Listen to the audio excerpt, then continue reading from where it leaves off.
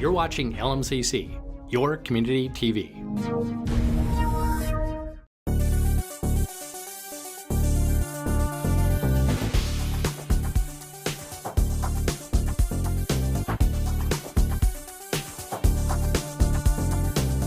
Hi, I'm Chris Feld and welcome to Lakeside News Weekly, your guide to news and events going on in the Lake Minnetonka area.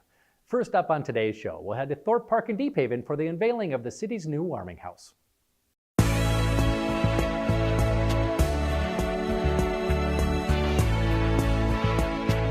This was a joint effort with Hennepin County. Gave us some money, and whenever I need any help at Hennepin County, I always call my good friend Jan Callison, or as we are supposed to say, Commissioner Callison. So if you would, Jan, I'd like to have you come up and say hi to my friends and neighbors. It's like karaoke. If you hold it wrong, it doesn't work. Okay, thank you, Mayor. Good afternoon.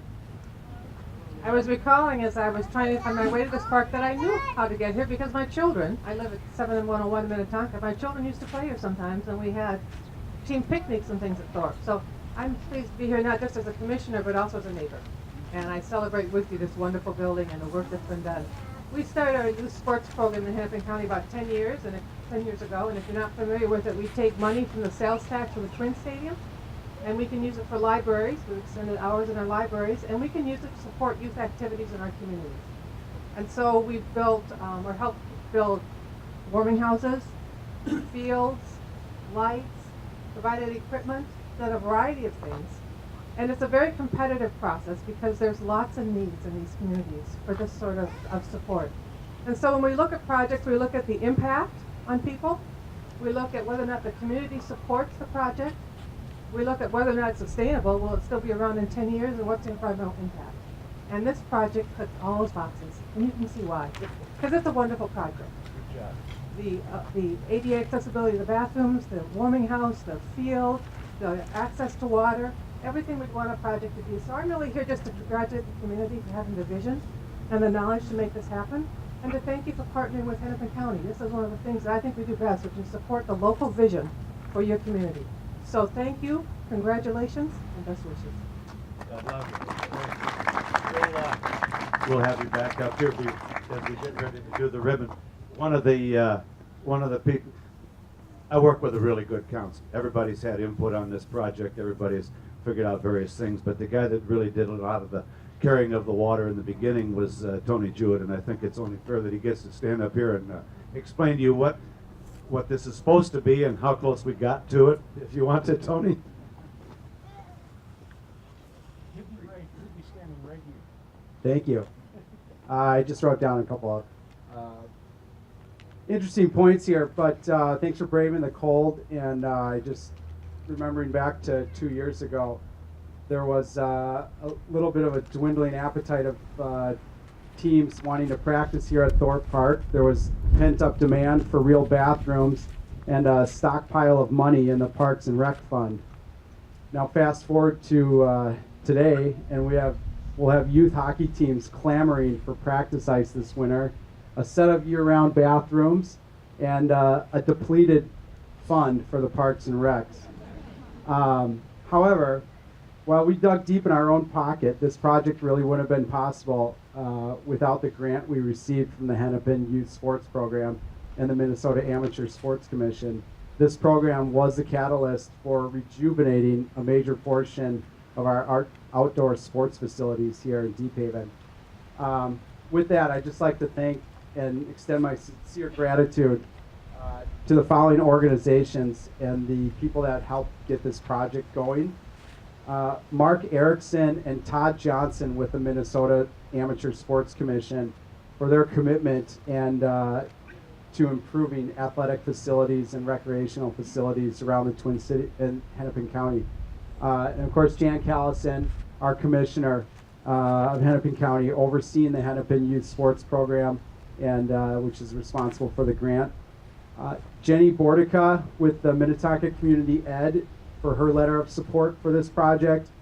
Hans Larson, right here on behalf of Tonka United, and for writing a letter of support. Also a retired member of the park committee. And Ryan Treble is also here on behalf of the Minnetonka Youth Hockey Association for sending a letter of support and his unwavering commitment to his neighborhood and making sure we have smooth ice. Lastly, but certainly not least, the Deephaven hockey moms who will instill in all of those around them that good enough is just not good enough. I love their passion, and in full disclosure, I'm married to one. So thank you for all coming out today, and bring on winter.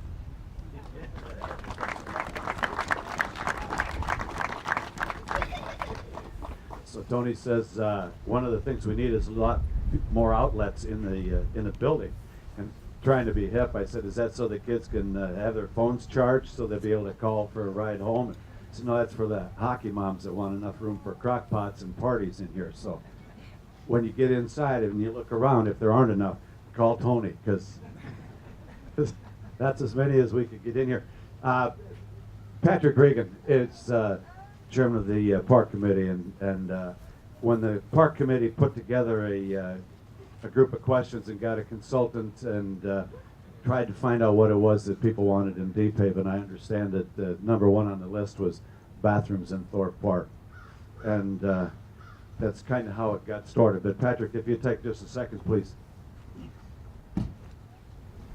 Hi there, I'm Patrick, and as Paul was saying, about in 2014 and 13 we engaged in a master plan study for the parks, and we had a series of surveys and workshops with the community, and really the number one, or one of the top three requests from the community was to have bathrooms at Thorpe Park and at more of the parks, but this being, Thorpe Park being the sort of our crown jewel of the park system, you know, this was really the most appropriate place to have that part, the bathrooms in a park. And I think that what that really does for the park is it really makes it a four-season park. So in the springtime, we have baseball, or kids at the children's park, or for 4th of July, or of course during hockey. Now with the bathrooms and a new warming house, this really can be a four-season park, and it's more accessible to the community. So I think it's really an asset, and I think that it's a great new facility. So really families can use the park, you know, all year round. So we're really grateful to Jan and everyone who worked on this project. So I'm really excited to see it in use. Thanks, Patrick.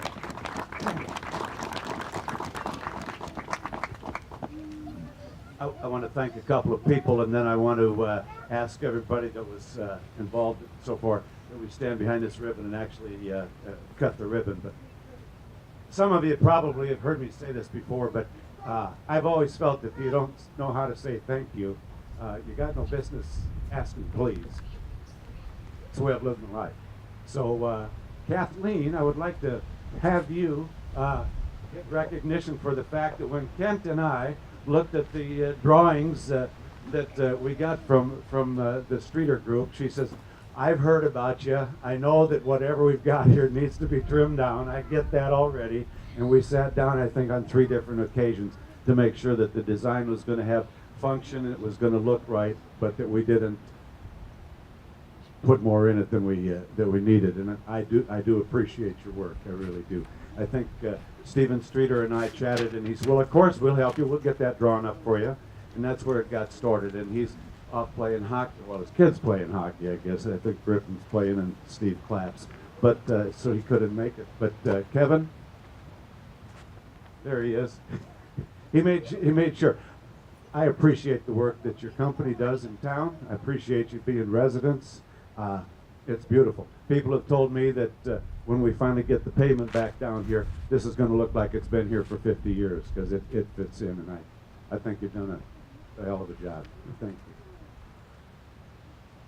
Representative from the Boyer family here, because the Boyers are putting in the benches that are inside. We've talked to them. I've already got people that think, well, if you think this is big, wait till we get done putting a deck on the north side and a deck on this side. I need a little money for that, but we're going to move forward on that part of the project too. I think that's good. I need to thank John Menzel. Where is he? There he is. John's the supervisor of our Public Works Department, and so sometimes you people see him at 2 in the morning when you've got a plumbing problem. Sometimes you see him up here when we're mowing grass, but it's John and his crew that put this stuff together, and we would not be in the shape that we're in if it weren't for John and his crew. They organize everything from the guy that's coming in with the 24-inch pipe that's going to fix this ditch so everything drains right, to making sure the asphalt's back on, everything. And that's just what he does at this park. And the other 12 hours that he spends working for us, you can see his work the rest of the town. But John, I appreciate it very much. I think the star of the show would be Brandon. Where are you? Come on over here, my friend. You won't recognize him. He doesn't have his tool belt on, but this is the gentleman that built the building. Well, or told the guys to build the building. And I wanted you first to put a face with the name, and secondly, brag a couple minutes about what you got done here. Well, first of all, thank you very much, Mr. Mayor, City Council, and Building Committee. It's been an honor and privilege working with all of you. We bid this project a year ago in October and broke ground around May 1st. We had a few challenges along the way, weather related and soil related, but all in all, it's come together pretty darn well, I'd say. A couple more weeks, we'll have the punch list items all complete and it'll be ready for service. So thank you again, Mr. Mayor, City of Deephaven, and everybody. It's been an honor to be a part of this project. Thank you. That's our team. We couldn't have been luckier. If you hold your hands out on this ribbon, we're going to cut a piece of this for each one of you. You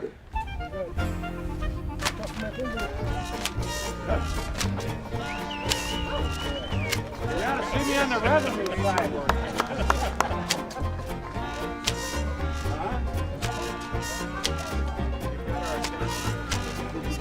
Well, of course it's stopping Daryl's. I know it's expensive ribbon.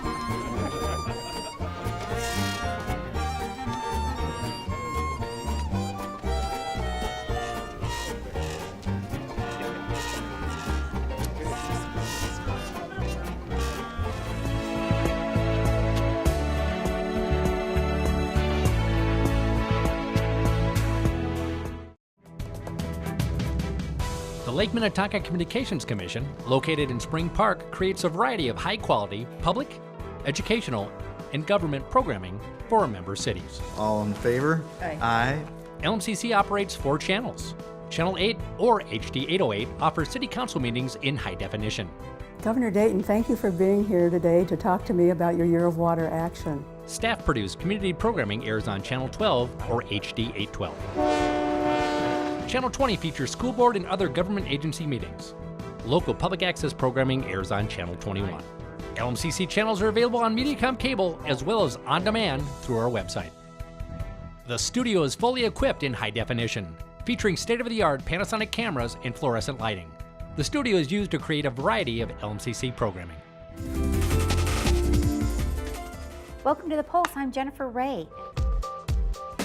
It's important to remember that we have $300 million of a cash reserve account that's full of money.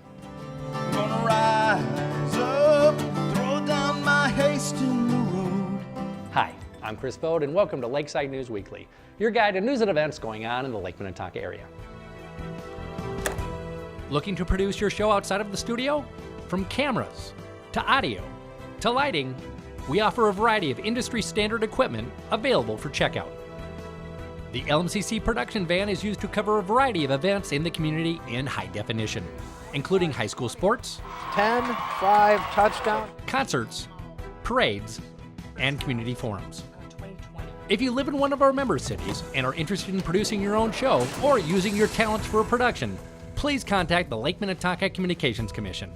LMCC, your community TV.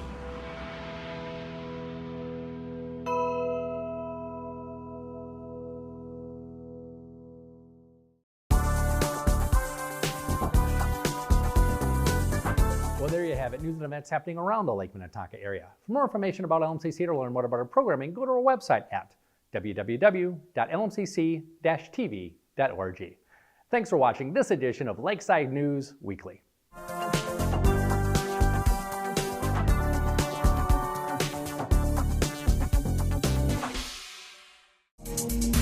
You're watching LMCC, your community TV.